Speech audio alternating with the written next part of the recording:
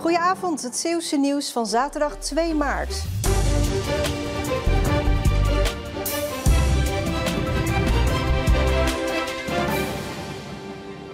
De gemeente Goes heeft €50.000 vrijgemaakt om kinderen in gezinnen met weinig geld een kledingbon van €150 te geven. Stichting Leergeld is de organisatie die de kledingbonnen gaat verstrekken. Dat houdt in dat gezinnen met kinderen in de leeftijd van 4 tot 18 jaar... dat die bij ons een aanvraag kunnen doen voor een kledingbon ter waarde van €150 per kind. Het initiatief is ontstaan doordat de gemeente haar armoederegelingen wilde uitbreiden. En die hebben ons gevraagd waar wij dit het beste aan zouden kunnen uitgeven als het gaat om kinderen. En toen hebben wij als tip gegeven dat het leuk zou zijn als een kind een kledingbon zou kunnen krijgen ter waarde van €150 om daar nieuwe kleding voor te kopen. Om in aanmerking te komen voor zo'n bon zijn er wel een aantal criteria. Een gezin die moet voldoen aan het criterium dat ze 120% van het bijstandsniveau moeten hebben, oftewel lager dan die 120% zitten. Als blijkt dat ze een hoger inkomen hebben, maar er bijvoorbeeld heel veel schulden zijn of andere problemen, dan kijken we echt wel verder hoe wij dit gezin kunnen helpen. Het uiteindelijke doel van dit project en van Stichting Leergeld is dat kinderen mee kunnen doen. En meedoen gewoon met de gewone dingen die klasgenootjes bijvoorbeeld ook doen. Dus het zijn eigenlijk de algemene basiszaken waar kinderen over moeten kunnen beschikken. En waarom is dat zo belangrijk? Als ze nu meedoen, tellen ze later namelijk ook mee. De Aziatische hoornaar is inmiddels vaste prik in Zeeland. Te veel hoornaars trekken de provincie in, waardoor uitroeien inmiddels geen optie meer is. Maar de groei valt wel te beheersen.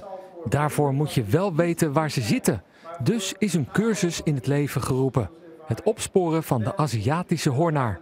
Maar waar het om gaat zijn de grote nesten waar de kolonie in de loop van de zomer naartoe verhuist. Die kunnen zo groot worden als een skippiebal, bij wijze van spreken. En die hangen vaak heel hoog in de bomen. Dus ze zijn bijna niet te zien en nog moeilijker te bereiken eigenlijk. Het zijn met name imkers die de cursus bijwonen. Ze hebben een bloedhekel aan de hoornaars, want het insect is namelijk de aartsvijand van de honingbij. Ze letten vandaag goed op, maar niet iedereen is razend enthousiast. Een enkele imker stapte vanochtend zelfs met frisse tegenzin uit bed.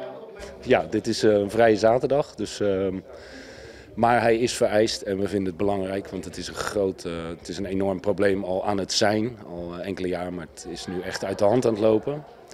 We hebben het aan de lijf ondervonden, dus er zijn mensen van ons achtervolgd, gestoken.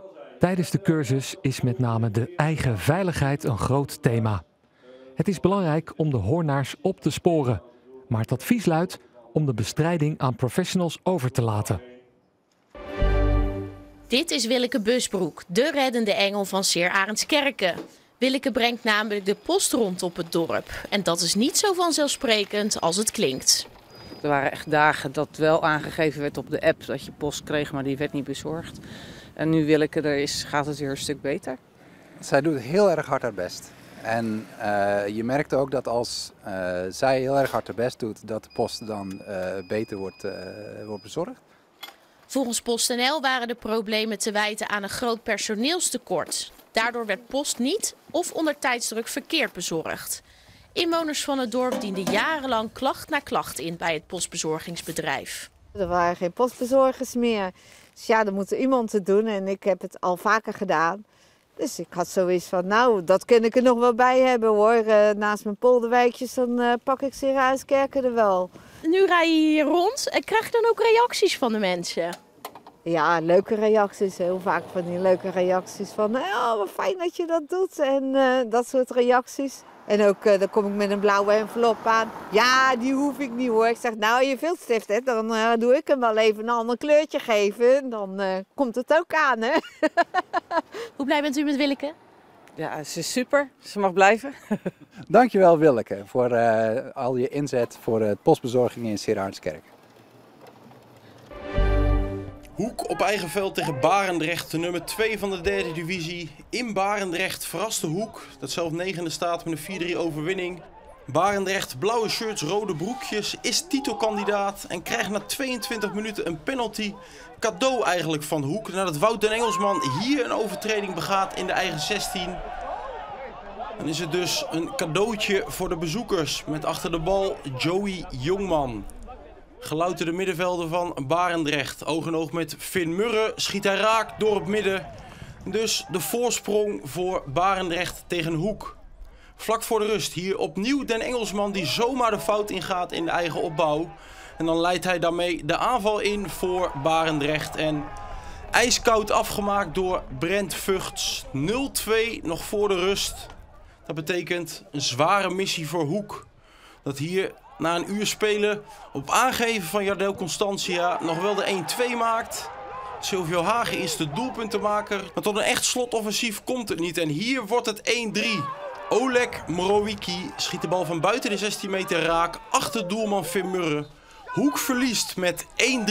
En na de wedstrijd maakt de club bekend dat het een nieuwe hoofdtrainer heeft voor komend seizoen. Gerard de Nooijer wordt de nieuwe man. Geassisteerd door hier Quincy Rombout.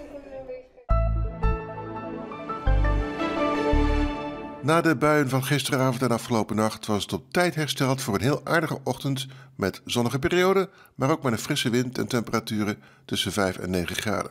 Maar net als gisteren kwam er uit het zuiden weer meer bewolking en er kwamen ook buien mee. Een depressie ligt nog boven Engeland en Frankrijk en de luchtdruk is laag. Dat maakt dat die buien makkelijk in de zuidelijke bovenstroming naar ons toe komen. Die afwisseling wordt trouwens minder, maar de bewolking van vanavond en vannacht blijft bij ons. Vannacht valt er verspreid nog regen, vooral op Walcheren en in West-Vlaanderen. Het binnenland is droger, minimumtemperatuur van 7 naar 8 graden. Maar morgen is het op de meeste plaatsen wel droog met lokaal een klein buitje. Het is wel tamelijk bewolkt, er staat al een zwakke tot matige veranderlijke wind. Maxima morgen overdag 8 à 9 graden direct aan zee tot 11 op Tolen.